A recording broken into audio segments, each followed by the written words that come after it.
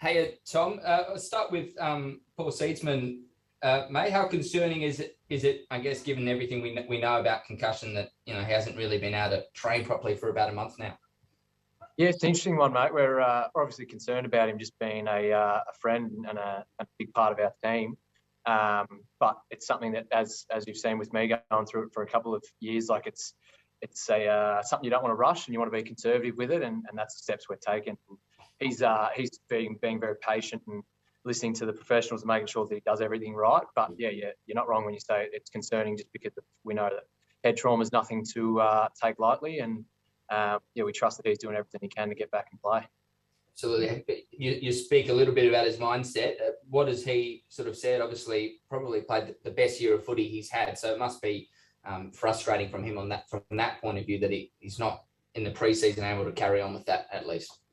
Yeah, definitely. And he's especially becoming a huge part of our team, both on the field and off the field, in terms of the leadership element. We're missing him on the track, and having a young group would be huge to have him out on the wing and the midfield rotation, helping out our group. But unfortunately, he knows that that's not how it is at the moment, and he's just doing everything he can to get back. But it's obviously extremely frustrating missing games for anything, and concussion is just another form of frustration that he has to get over.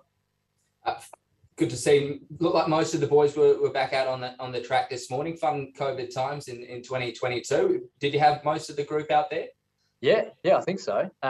We obviously had a few coming back that had to be managed a little bit, and we still got a few in rehab or reintegrating, and some first year boys that we took out of stuff. But that's the most we've had since we've been back post Christmas, and it actually felt like a normal session, not like the 2020 small groups or off-season sessions where we've only got 15 or 16. It actually felt like a proper group session. We were able to get some proper match sim in, and from my point of view, the boys were sharp, especially coming into a Monday session where it can sometimes take a bit to get going. We were sharp from the start. It was physical. It was of a high standard, and that's all we want from this group. So to actually have everyone together and come out and train at that level was really impressive from my point of view. From a footy fan point of view, from you, I know you watch a lot of sports all around the world. How would you like to see protocols and those sort of things implemented and reported on throughout the upcoming season? Yeah, I'm not sure if anyone's got it 100% correct around the world. Following soccer and NFL and NBA, there's so many different rules and regulations. I'm glad we've still got a few months to try and figure that out. I just want to make sure that we get the best opportunity to play our best 22 each week. And it's obviously going to come down to different governments and the rules that COVID brings. And if we can slow down the spread of it versus if it gets worse and all that sort of stuff, there's a lot to be figured out. But from a player's point of view, we just want to play. So if we're fit and healthy and we're ready to go, it'd be great if we can play. If we can have fans, even better. And I'm glad that I don't have to be on the board that sorts that out, because that'd be very stressful money. But no, it's something that'll figure itself out. Great. Thanks, mate. All good. Ben?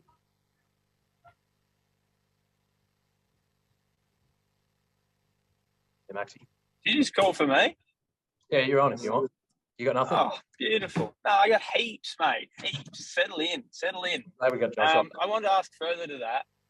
So are you more in the camp of, hey, we've got, 15 fit players and we've got a bunch of blokes that can fill in? Are you more in that sort of NBA camp where you can bring in blokes who, maybe might not have otherwise had a go from the SANFL or whatever, just to keep the season going? Or are you a postponement man? No, I think I'd prefer, just with the size of the list that we've got, that, we keep playing.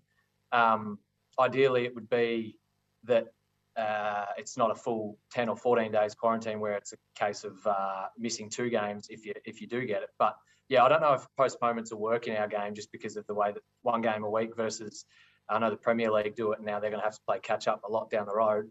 But I think with our list size, it actually would be good, especially with our young group, to see a lot of different players play. Like, I'd like that element of it. But in saying that, I don't want too many games. So as long as it's the players that are playing are actually capable and ready to go and not obviously infected, as long as they're just testing negative, then I don't think postponements would be needed if we've got the numbers there to go. All right, I wanted to ask you about a couple of the young players in particular. I've been watching on the track at Ned McHenry and Tarek Newchurch stand out to me as, I know Tarek hasn't played at all, but they both seem to stand out to me. Are they in a different sort of space to where they were previously? Yeah, definitely. They're probably two of the standouts at the moment. We've had a lot that have had a really good off-season. Like Scholey's come back good again, Harry Schonberg, James Ball-Ace is running really well. We've got a lot in that camp. But yeah, Tariq's had he had a bit of an interrupted break with a few little things pop up, but when he's on and when he's pushing himself, he's lightning out there, and he could add another element to our forward line, and he's super dangerous. And Neddy's probably taken another step in the leadership role, which we're loving at the moment. He's taken a load off some of the older boys. We've had Sloaney obviously on the sideline for a little bit, Matty Crouch. Pre-Christmas, I was doing a bit of rehab, building back up again, and Ned's just taken that mantle and run with it. And he talks a lot in general. He doesn't mind yapping, but on the field, he's just incredible with direction, and been very pleased with his ability to train at the level, run at the level, but then also voice and demand at an elite level. So he's taken a huge step. Tariq's taken a huge step, and we've probably got 4 or 5 others that are in that camp as well. With Tariq and Rochelle, you've also got Rowie there. You've gone from having, a pretty limited small forward brigade to a few, at least in January anyway, that look like they can contribute at that level. How many can you play in a team, and who sort of looks in front at the moment? Yeah, how many we can play is obviously an interesting question, especially probably dependent a bit upon matchups, but also who puts their hand up most. But I think at the moment it's not I know it's the media response and the one that you don't want, but it is a dead heat at the moment just because it is so early. I think the most promising part though is that it's not as if one person stood out and they've got that spot locked up, and then the others are sort of relaxed and don't think they got it, so they've put the queue in the rack. We got 4 or 5 small forwards that are all pressing for that one spot. And from our point of view, it's great because we know that the best teams have the deepest list, because it allows them to then compete for spots, and that 22 harder to get into, and then the 22 actually want to keep their spot. So if we've got 5 or 6 all competing for 2, 3, 4 forward spots, I think that's the best way for us to go forward. And it definitely seems we're at that spot at the moment. Beauty, I just wanted to ask one more on like standards in general. I know you're a big driver of standards, being a leader at the club. The way that you guys train in the few sessions that I've watched, it seems to be that Nixie or someone will stop it whenever something goes awry, that it's not the way you want to play, and everyone hears about it. He's got a booming voice, Nixie, and the drill sort of starts again from where it was. Is the standards that are being sort of instilled, is it at a different level? Like, are you guys at a level now where you expect better than what you might have expected last year or the year before? Yeah, absolutely. Great question. I think we're at a point where we've got probably a list full, maybe besides the first years and the blokes that have just come in, but we've got a list that is entirely comfortable with our game plan. And so that demand on our group has been able to improve just because we have a group that's more comfortable bringing it up in front of one another. And then Nixie stopping the group is more of a pause the game and, hey, what did we get wrong here? Let's walk through it and then get back into it. And that seems to be working because obviously you can watch a ton of vision, you can draw it up on the whiteboard, but there's nothing better than actually playing through it. So if we could stop the session like we did, roll through it and figure out what we did wrong and then go from there and replay it, it seems to work best for our young group. And like I said, the fact that we've got now a group that's played together for 2 or 3 years and are starting to build that trust with one another, but then also that comfort in the game plan, it allows one of us to pull each other up and make sure that we're getting it right and say that, no, hey, that's not good enough. That's not how we do it here. And the most promising part from me and from the leadership group and coaching is that's been driven by the younger boys. It's Ned, as I mentioned before, it's Scholey, Harry Schonberg, Joshy Worrell. They're all sort of pulling each other up and making sure that we're at the level. So it's been good to see. It's still early and we need to keep that going throughout the year, but in terms of what we're trying to build, it's extremely promising. Thanks, Tommy. Enjoy the playoffs. Thank you, Maxie. Hey, it's Evan. You got any questions there? G'day, Tommy. How are you, mate? Is he good, mate? Mate, just a couple of quick ones. You personally, how's the body, and for this time of the year, what's the next stage of development for you? Body's going all right. Thanks. I was, pre-Christmas, I had a little bit here and there just in the off season that I had to make sure that I sort of built back up into training to ensure that I didn't have any breakdowns like I've had in the past. But yeah, post-Christmas, I'm feeling pretty good. Today I was a little bit sluggish. I think probably sitting on the couch watching NFL all yesterday didn't do any favours for that.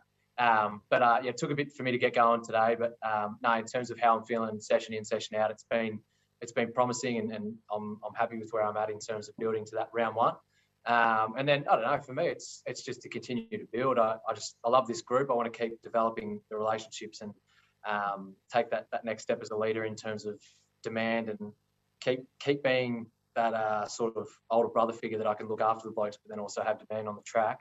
And then as a footballer, just keep getting better. And I think with our group as a backs group playing, the connections improving, and that ability to help and roll off and defend as a group rather than one-on-one is improving as well. So yeah, I think personally it's just continue to get better in all assets, and I think the rest will take care of itself. Mate, you sort of touched on it before, but you speak like a captain already.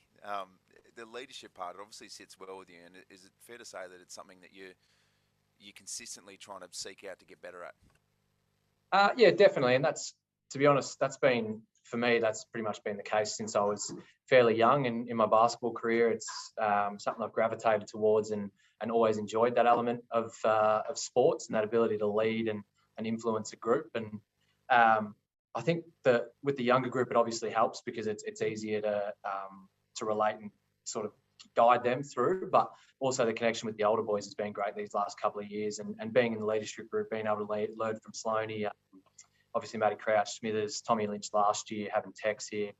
Yeah, it's just something that I don't know. I've always found myself leaning towards it and enjoying that element of it. And with this group being so easy to lead, and they're so they listen, they implement, and then they try to get better. You don't have to do a whole lot. It sort of makes my job easier as a leader, and yeah, it makes it easy to lead when everyone else just helps you. Awesome, thanks, mate. Good. Give me an appetizer. Hey, Tommy, I'm sorry, just go back to COVID for just one question. I guess, what are you kind of doing individually? What's maybe the players doing to, try and prevent you guys from getting COVID at the moment? Absolutely nothing, mate. Doing sitting on the couch all weekend. No, we're just being smart. Obviously, with our programs, we've separated the sample top-ups with the AFLW and the AFL men's. We've tried to separate them to avoid any crossover. And then off-field, we're just being smart for the boys that haven't had it and that trying to avoid that 10 days quarantine. It's just be smart, wear a mask, wash your hands, all that sort of stuff that we're being told by the government. And it just, yeah, I don't know. On the weekend, for example, I pretty much did nothing. We're renovating a house. I pretty much did that and watched the NFL all day, and even the groceries and stuff like that, trying to avoid doing too much of that if I can, because once you hit that 10 days quarantine, obviously it's boring, and everyone, like, the idea of 10 days stuck in your house is not great. But for us, that's 10 days that we're not training with this group, we're not running, we're not keeping fit, and it ends up putting it back a bit further. So avoiding it at all costs at the moment. Do you think, I guess, players, if there's restrictions maybe put on players from the AFL and from clubs, players will be, I guess, more willing to, abide by them after having to do it for the past couple of years? Yeah, it'll be difficult. I think in an ideal world, we can live a normal life and still play footy in terms of we wouldn't have to do 10 days or 7 days or whatnot, but that's just not the case at the moment. And I think with the groups I was talking about before, with how hungry we are for spots, especially with such a tight group trying to fit into 23, you just don't want to jeopardise that at all. And so we've got a lot of blokes that in their mind are going, if I miss 1, 2, 3 sessions, that puts me back so far that I might be in strife for round one. I'm not going to risk that at all. So we've been pretty smart, and no one seems to be stepping out of line. I think at the moment we're okay with that, and then the boys are okay with living by those restrictions. And not that it's not forced or anything. It's just trying to be sensible. But yeah, in due time, if it starts to draw out a bit towards the end, hopefully COVID slows down and start to live a normal life again. Yeah, and on the track today, what are you kind of making of Jordan Dawson so far at the club? Where do you think he'll be with you in defence, or do you reckon he's around the ball today? You're in the match team. Oh, we're trying to get him back there, but he just refuses. Every time we have a backs meeting, we're like, coming down, Dawson. And he's just, no, I've graduated from the back line. So, no, I can't see him being in the back line. I think his weapon, his kick is unbelievable, and he reads the game so well. His vision with ball in hand is second to none at the club, and I think him being up the ground playing midfield wing and being that connection between our Smithers and Chase Jones, Andy McPherson, get it into Dawson's hands and let him lace out Tex and Fogg. That seems like the best spot for him, and we're extremely excited about what he brings, because obviously we saw at Sydney he's an elite talent, and he's still developing and still becoming a better footballer. So he's taken steps in terms of on field, but then off field he's fit in perfectly with the group, and he stepped in as a leader straight away as well. So yeah, can't talk highly enough about what he's brought to the club, and super pumped to see him in the midfield. Although I wish I was giving him handball receives off half back. Yeah, you think, I guess, what he brings in the midfield with that kicking, that accuracy of kicking, is something you maybe have lacked maybe last year and the year before, when I guess, yeah, at times? Yeah, I'm not sure if it was in terms of ability of the kicker or technique or whatnot. I think it was more just having a young group and getting back into that, knowing the pace of the game and being able to drive your legs steady and then hit the kick. And AFL intensity is a different level than 18s and Sample, and it took us a little bit to get used to it. I think you saw in our wins last year that there was that connection and that ball use and hitting up Tex, hitting up Fogg, and Elliott when he was down there. And I think we're getting better in that area, and that's something that we're working on in training, that drive and kick. And yeah, he's definitely a class above in that regard, so he'll be huge for our midfield. Yeah, and you spoke about Josh Rochelle before. I mean, he seems to be really hitting the ground running, even though, just coming to the club. Even though he's pretty new to the club at the moment. Yeah, he's just he's a bit of a man child. He's already fully developed and ready to roll. But no, he's just special. He's got something about him that you can't teach, in terms of that goal sense and that ability to find the ball. But he's a good human. He's a great footballer. He's fit in perfectly, and for that small forward midfield role, which we can see him rolling in, I think he'll fit in well. And whether that's round one or a bit further down the line, I don't think it'll matter for him, because eventually, long term, he'll be a good player. And he's extremely exciting. Just has a knack for finding the goals, and I think you'll see that when you watch training and hopefully in games. Beauty. Thanks, Tommy. Jack at the Intersectum. G'day, Tom. Thanks for your time. You've already answered a lot of the questions that I was going to ask. I just wanted to go back to your sort of leadership role. You're still quite young in your career, being on the leadership team for a couple of years now. Have you been asked to sort of increase your role as a leader, maybe not with an official job title, but more as like an influential role? Are you taking on more within the playing group? I appreciate that. I don't feel young in my career, to be honest. I'm surrounded by 18 and 21-year-olds, so it doesn't make me feel young. But no, I haven't been specifically told anything on that in that regard. I think for me, it's more just that natural progression that as you progress in your career, you feel more comfortable, you develop relationships more, and you become not a better leader, but you have more knowledge of the game plan. You know the players better, you know the coaching staff better, and you can communicate that well. So I think this year I've got to focus on demand of the group and making sure that we're at the standards, and that's personally my focus. But that's been more self-implemented. It's not something that Nixie or Cal comes up to me and says, "Hey, we want you to get better in this regard." So in terms of that progression through leadership, it's probably more driven by me, but still trying to learn from everyone around me at the same time. Just as a personal goal, is captaincy something you're looking at further down in your career? I try not to look too far ahead in that regard. I mean, that stuff usually tends to take care of itself, and at the moment we're lucky, extremely lucky to have Sloaney at the head, just because of, obviously we know what he brings. Everyone knows what he brings in terms of the on-field stuff, but off-field around the club, he's just incredibly compassionate, incredibly demanding of the group, and gets everyone better. But in terms of arm around the shoulder stuff, he's one of the best we've seen. So yeah, that stuff tends to take care of itself, and I try not to worry about it too much in that regard. But for me at the moment, it's pretty incredible to have that bloke above me, and if I can continue to learn from Sloaney as long as I can, I will. And just lastly, just wanted to ask what you've made of sort of this season's new draft crop. Has anyone stood out in particular? Yeah, they've all been really good. Like, I know I'm not trying to give you the media response where I pump them all up individually and whatnot, but I will, because of the fact that they have all come in and all shown something at different times, and that's all we ask from them is like live at the standard. So weights, touch on the track, off field, recovery, do everything to the elite level that we expect. But then we love to see things here and there. And from Nank, we've seen that ability to roll off and hit a target. Zach, his ability to find the ball. Jakey, the same. Like, they just naturally gravitate towards him and the ball finds him. A bit like Harry Schonberg a couple of years back, where you saw that ability to, even though he might not damage with the ball in terms of his foot going forward straight away, he can just find it, and it just his natural magnet.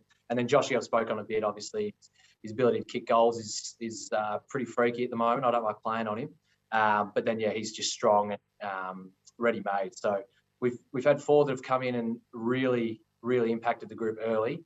I'm excited to see what they do going forward, and hopefully they can get a run this year and show the rest of you guys what they can do.